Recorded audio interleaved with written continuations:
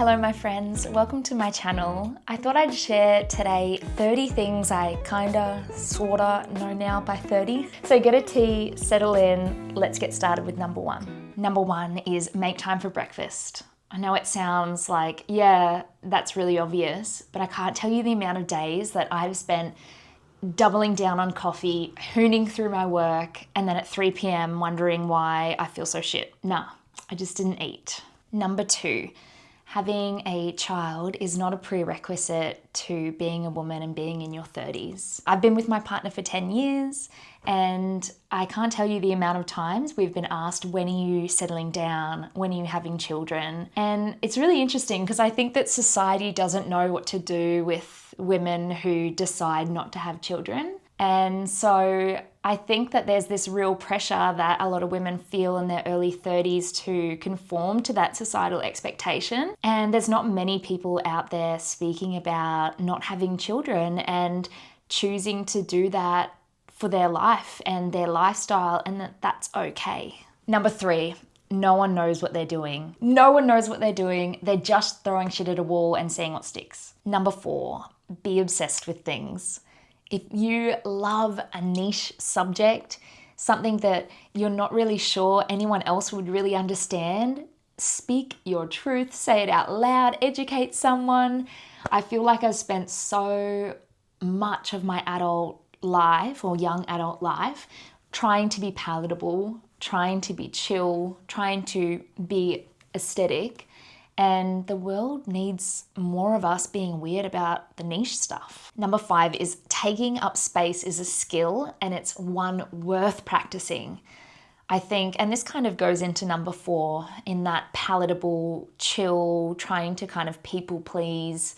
I feel like standing up for yourself, maybe wearing a loud outfit, sticking to a boundary, having a tough conversation, that kind of taking up space is so worth it, and it's a skill that we all kind of struggle with, and it's definitely a skill that we should learn a little bit more about. Number six, invest in good sheets. Bamboo all the way for me. It makes a total difference to your sleep. Number seven, life is not linear.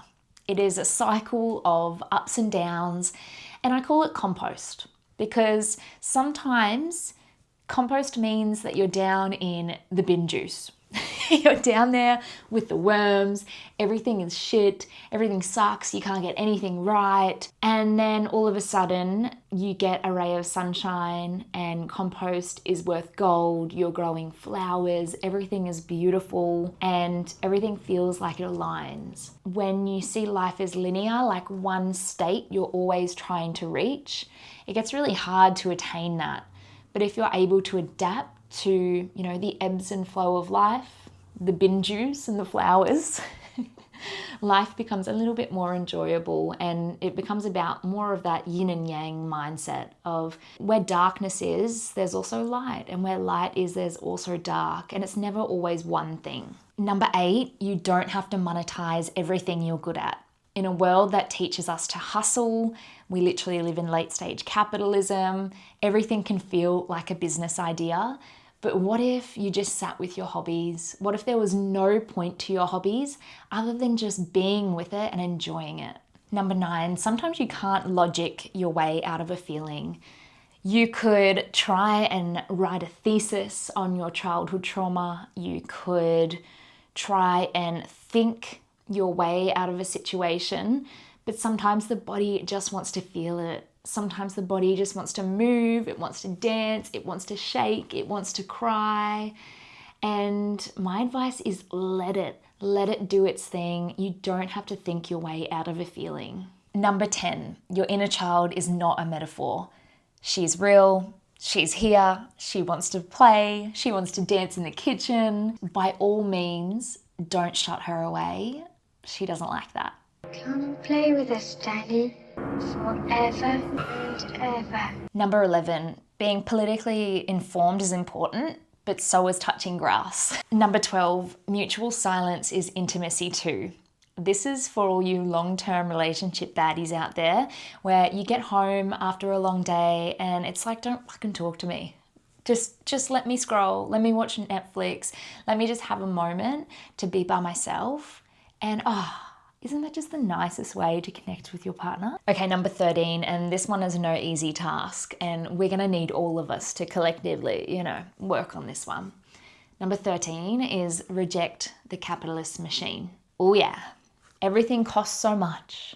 Billionaires are running the world. Shit is just happening everywhere, right? And I guess what are the tiny ways that you can reject the capitalist machine in your life? Where can you rest a little bit more? Where can you create instead of consume? Where might you support someone else instead of competing? Number 14, have friends older than you. And I'm not talking by like a couple of years, I'm talking decades. So I'm 31 and I have really good friends in their 50s, heading towards 60. And that has taught me so much. Having this kind of almost like bucket of wisdom that you can tap into, someone who's already made all the mistakes that you're about to make is just gold. Honestly, these friendships are worth everything. They give you so much more perspective on the world. Number 15, sobriety is the hardest drug I've ever done. I spent most of my teenage and young adulthood years inebriated in some way.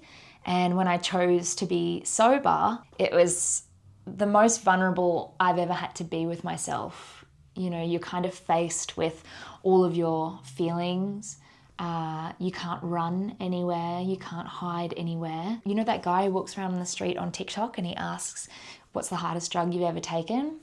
Sobriety. Number 16, it's okay to change your mind about your life, your relationships, your job, your clothes, and you don't need to apologize for it. Number 17 is get a squatty potty.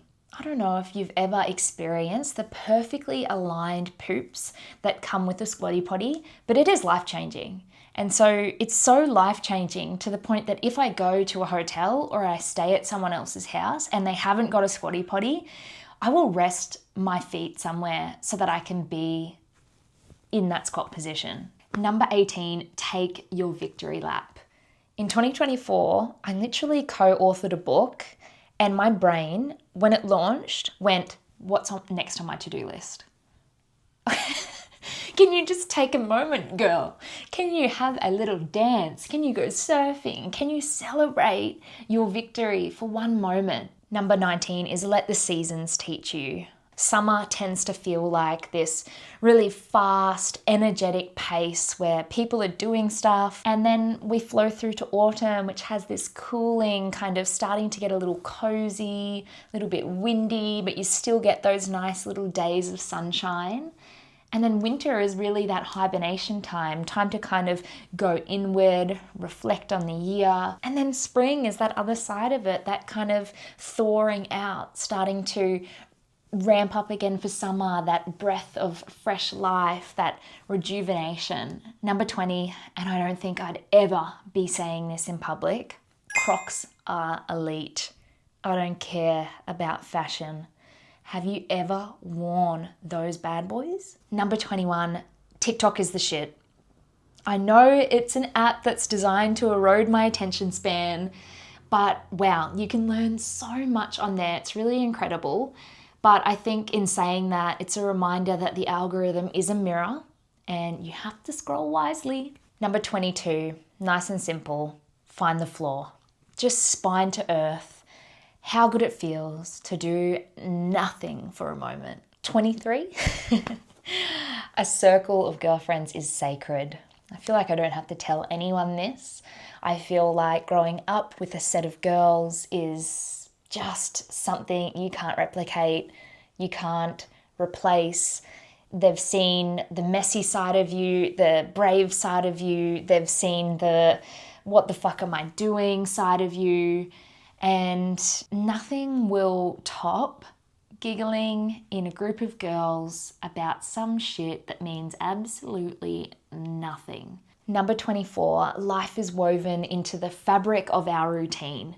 That is the marrow of our life. You know, that morning coffee, brushing our teeth every morning at 7 a.m, going to the gym at 12. We learn so much about ourselves, so much about the world around us and what we're capable of when we stick to a really helpful routine for us. Number 25, be honest with people, even if the truth hurts. Number 26, your parents are experiencing life for the first time too. And this is not to excuse any bad shit that may have happened in your life, but I think put into perspective that my parents didn't have a manual when they were raising me, and really helped me see that we're just humans doing the best we can with what we got. Number 27 is respond with curiosity rather than defensiveness. That defensiveness is more often than not fear. Fear that this person might walk away from me, that I have to defend my point, that I need to be right. And so when I choose curiosity, I'm allowing myself and I'm allowing the relationship to have a little bit more pause and to just kind of see from their perspective rather than getting my army to charge straight away. Number 28, and I feel like I need to get this one tattooed on me, is stick your dogs in a creek about it. Take those crusty, dusty little feet down to a creek, put them in there, watch the babbling brook. Number 29, always do a wee before you leave the house. And number 30, we've made it, folks. If you've listened this far, thank you for being with me. Number 30 is such is life. I'm going to use the old Ned Kelly slogan here. I grew up in a small regional town in Queensland, and we had a big Ned Kelly statue in our town. And being young, being on the streets as you do, we would drink our goon sacks by this big statue. And back then it was kind of like a rebellion. It was kind of like a defiance to the world, like such is life. As you get older, for me now, I see it as having this human experience on a floating rock in the middle of space, such is life. And I feel like life doesn't owe us fairness, it doesn't owe us closure, it doesn't offer us any sense, like how are we even here, right? And I think that little statement, such is life, creates such a grounded, nice way of seeing the world. And it makes sense why Ned Kelly said it in his last moments, right? So if you've made it this far, thank you so much for watching. And I'm really curious in the comments, what are 30 things you've learnt by 30? If you're 30, is there anything from this list that you're like, yep, I agree with, or no, what the fuck are you talking about, Evie? I'd love to know, comment below. And until next time, take care.